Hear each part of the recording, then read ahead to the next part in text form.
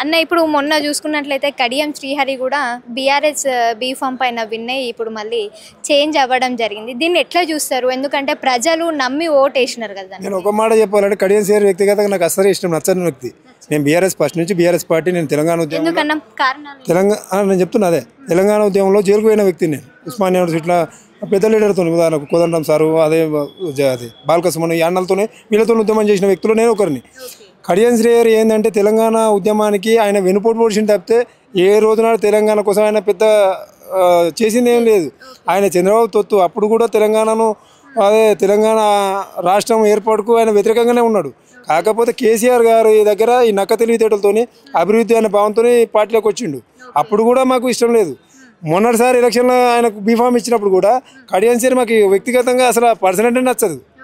అతను దళిత ద్వారా ఆయన పోతే మేము ఒక సీనియర్లం పార్టీలో ఆయనకంటే ముందు నుంచి ఉన్న వాళ్ళం మేము ఆయన తెలంగాణ ఉద్యమంలో పాల్గొన్నాం. మేము లాఠీ దెబ్బలు పట్టలేం. మేము ఈయన పార్టీలో వచ్చి ఈయన దగ్గరికి మామూలుగా ఏదైనా పని మీద ఇట్లా పోయినా కానీ ఈయన మామూలుగా ఏదైనా దూరపోకట అంత దళిత ద్వారా పేరు కదా.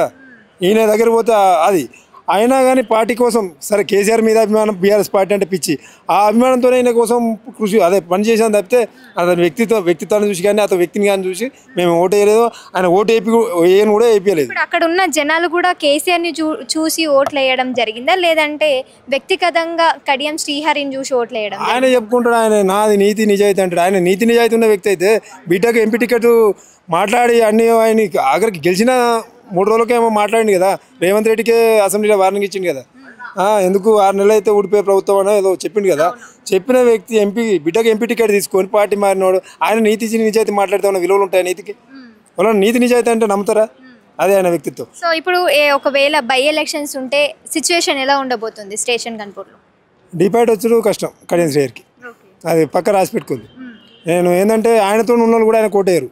ఆయన అనుకుంటాడు కదా ఇక ఇప్పుడు ఏంటంటే ఆయన నియంత్రిత పోగొట్టు ఉంటుంది. ఏంటంటే ఆయనకు ఏమైనా వ్యతిరేకంగా పనులు చేస్తే జైలుకు పంపడం ఇప్పుడు చాలా ఉన్నాయి కదా మా దగ్గర. చేయడం దొరుకుతాడు వాడి మీద లోకల్ లీడర్తో ఫోకస్ చేపిస్తాడు.